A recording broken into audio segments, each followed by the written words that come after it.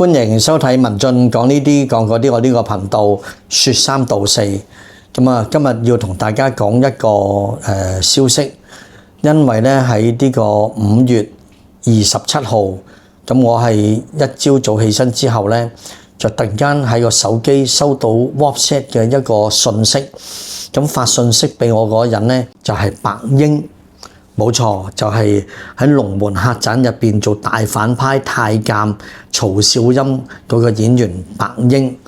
咁我奇怪點解阿白鷹前輩突然間會發啲信息俾我咧？因為我其實係喺前年，即係呢個2024年嘅時候咧，透過阿時師阿黃麗明就同佢飲過一餐茶嘅，咁啊言談甚歡。咁其實阿白鷹前輩咧就因為我住沙田嘅，咁我就有時喺24年嘅時候咧，我仲住緊喺文化博物館對面嗰個車公廟站嗰度。咁有時我個對面嗰個秦石村咧個街市買嘢，或者喺嗰度食碗魚蛋粉咁樣。咁啊曾經咧立過下就見到一個老人家。個樣好熟面口，但係因為又唔會咁霧媚啊嘛，即係白晒頭髮，咁就一個人喺度食嘢。咁當時我就話：呢個咁熟面口嘅人係邊個咧？咁後尾就因為嗰次飲茶咧，就確認咗原來佢就係白鷹。咁原來阿白鷹前輩咧就佢喺香港退休之後咧，即係冇再拍戲啦，因為佢事實上都已經80幾歲，咁佢就獨居喺秦石村嘅，我覺得係咁啊！嗰次同佢傾得非常之愉快啦。咁佢仍然係講普通話嘅。咁或者我講咗咁多之後，都仲未解話，究竟我嗰一朝早睇到呢個短信係咩事啦？原來呢個短信咧就係咁樣講嘅。佢話：各位白鷹嘅朋友，你們好，我是他的兒子。特此昵告家父，已於今天凌晨3時半喺睡夢中安息。關於事後個安排咧，家父生前有交代過一切從簡，咁啊並跟隨家母同樣以海葬方式回歸自然。咁原來咧，白鷹前輩咧就即係過咗身啦。咁佢個仔咧就係用即係佢爸爸呢個 WhatsApp 咧。就通知即係生前有交往嘅朋友啦，但係咧佢呢件事咧佢又交代啦。咁我問佢有咩可以幫忙，咁佢話有心啦，家父生前咧交代低調從簡，唔使通知媒體。咁所以我呢一段咁嘅錄音咧，我就唔會喺未得到佢嘅仔，咁我仲同佢跟住 WhatsApp 即係傾偈啦。我話我就唔知道應該點樣稱呼你，係因為我睇一啲資料咧，白鷹嘅本名咧叫黃景春啊，咁佢係北京出世嘅，咁佢係少數民族嚟嘅，後尾去咗台灣發展。咁我係咪應該叫你做黃先生啊？咁樣咁樣白鷹前輩嘅仔咧就覆返我，佢話其實家父咧就已經改咗名㗎啦，即係喺香港發展嘅時候就叫做白鷹，不過咧白係白色個白，鷹就係英雄個鷹，咁所以咧你可以叫我做白先生。咁我就同呢位白先生咧就一路往還啦。咁我亦講話雖然你哋想係低調處理，咁但係白鷹咧都係我哋即係華語電影界好重要嘅一個角色，尤其是佢喺胡金銓導演嘅《龍門客棧》入邊飾演嗰個大反派咧，係令人印象深刻。咁後尾佢嚟香港發展咧，亦係喺新浪潮電影入邊啊，包括于仁泰同埋翁維全拍嘅一啲戲入邊咧，都做咗好出色嘅主角。譬如一部係《行規》啦，係翁維全 Peter Yong 嘅，係講嗰啲追捕啲毒販。另外《救世者》啦，佢係做差佬嘅，呢個就係于仁泰嘅戲。咁呢啲都係我哋喺80年代初咧去睇嗰時新浪潮電影咧，係非常之深刻印象嘅。咁及後佢又翻台灣咧，拍咗一套戲咧，就係同阿夏文汐一齊主演啊。嗰套戲叫《殺夫》。咁夏文汐就係做殺夫嗰個女人啦。咁嗰個夫咧就係白鷹前輩啦。咁我覺得就算譬如來屆嘅金像獎，我哋都一定致意嘅，咁所以我有一個頻道，我都覺得咧係有責任同大家介紹下白英究竟係咩一回事。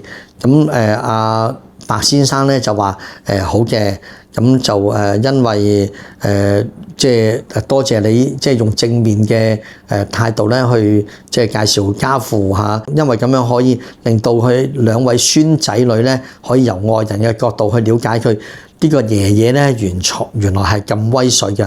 不過佢就話你可唔可以等即係我哋完成咗後事嘅手續呢啲嘢先再公開，避免過程中不必要嘅關注眼神。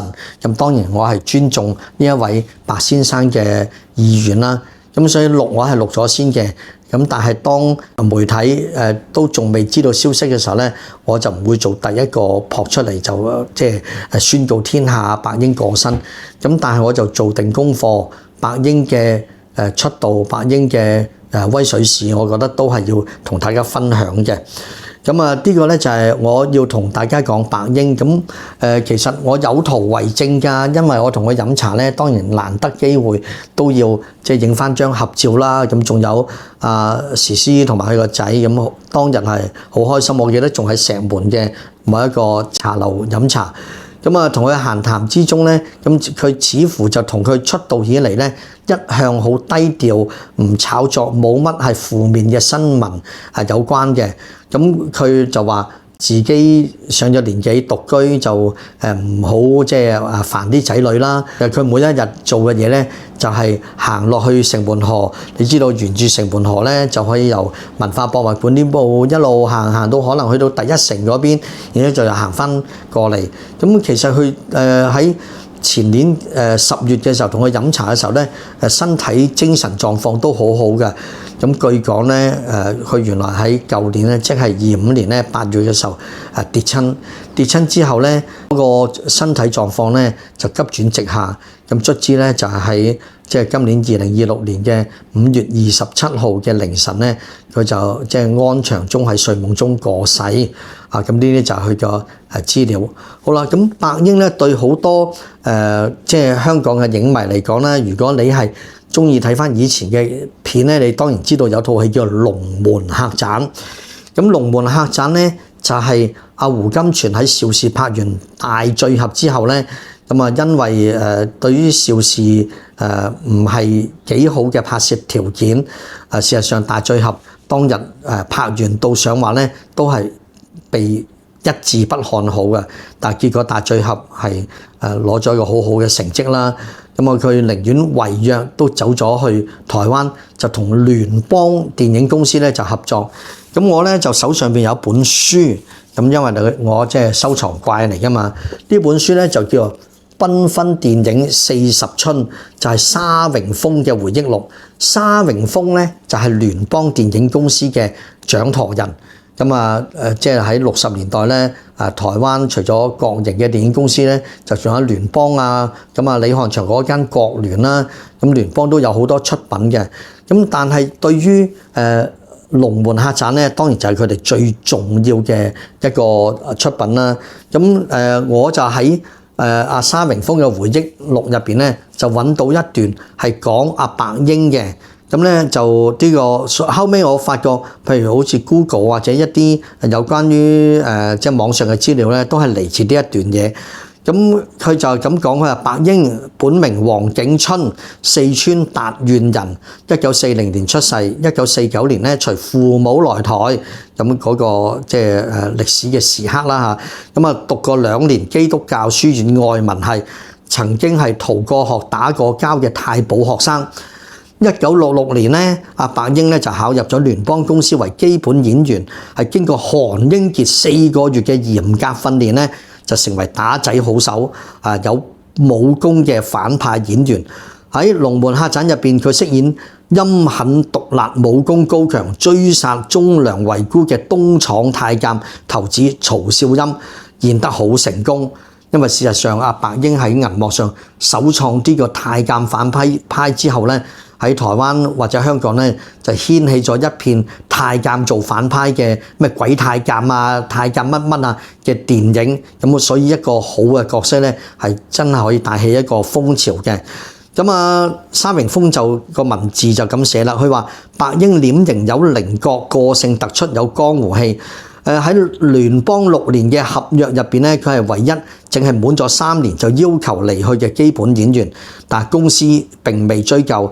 佢喺聯邦演過嘅片咧，除咗《龍門客棧》，仲有《俠女》。當然，我哋對於《俠女》亦好知道啦。胡金銓喺城門水塘，即係香港拍咗幾年㗎啦。咁啊，洪金寶啊、徐楓啊、石進啊、白英都係即係呢個戲後尾仲喺康城攞獎嘅添。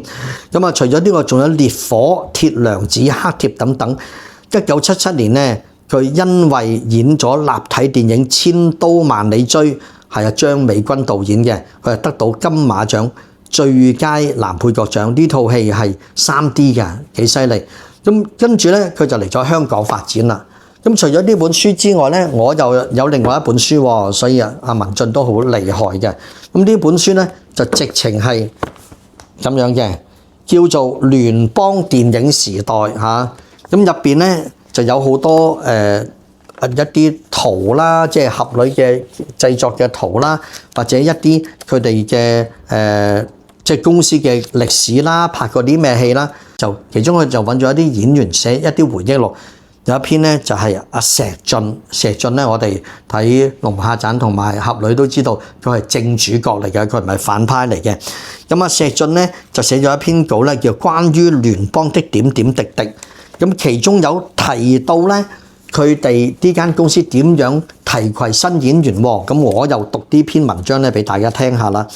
咁佢就話當時聯邦簽約嘅新人基本演員咧，女生就有徐楓、上官靈鳳、韓湘琴、趙英英、嚴谷谷，即係燕南希啊，後尾嘅楊夢華。咁男生咧就有白英、田鵬、萬重山、齊偉、文天同埋我石進。新人演員受訓結束咧，阿胡導演就宣布《龍門客棧》嘅男主角咧就由我飾演之後，高老師就略有所悟，佢對我講：聯邦招考新人嘅時候咧，胡導演從來冇對任何一位超過10分鐘以上嘅對談。原來阿胡金銓導演心目中咧早就內定咗你係龍片嘅男主角。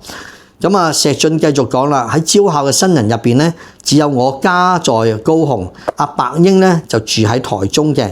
沙榮峰叔叔為咗一並解決我哋兩個嘅住嘅問題咧，就租咗位於師範大學旁邊蒲城街2戶打通嘅4樓公寓，其中2個主臥房咧就分配俾我哋2個做起居。另外咧就我哋存放服裝道具，以及做為沖洗照片嘅暗房，即係黑房之用啦。據講嗰間房咧原本係台灣電影製片廠阿龍方廠長遺孀嘅住家，阿龍方應該就係喺嗰個陸運濤空難入邊過咗身嘅。我哋住咗一段時間，房子遭到銀行拍賣，就只好搬家。緊接着阿白英咧就去香港發展，阿沙叔叔咧就將公司位於武昌街1段4號1棟1、2樓嘅木造房屋咧就俾我做宿舍，直到拍攝女俠之後咧，我就準備結婚搬出去。我結婚嘅時候咧，沙榮峰叔叔仲將佢嘅座駕咧俾我做禮車，就送我一個大紅包。回想起嚟都已經係20幾年前嘅事，咁我都仍然係多謝沙榮峰嘅眷顧。咁啊，當然呢本書就唔係今時今日寫啦，都應該係30年前嘅事嚟嘅。咁啊，白英絕對係我哋值得懷念嘅，因為佢係好獨特嘅一個外形。咁呢個咧就係我利用呢個頻道，大家分享下佢嘅一啲海報、一啲劇照。咁然之後咧就有興趣再揾翻去嗰啲經典舊片嚟睇。我推薦當然係《龍門客棧》啊，《俠女》啊，《忠烈圖》。《忠烈圖》咧就胡金銓，即係自己公司嘅戲。佢同阿徐楓咧就像2公婆，係屬於做正派嘅。好啦，咁啊喺呢度就同大家講聲即係懷念阿白英。但係呢個片出街嘅時候咧，當然都已經係俾佢屋企人默許咗啦。咁啊，多謝你哋收睇，繼續點讚、留言、訂閱、分享，喺度講，拜拜。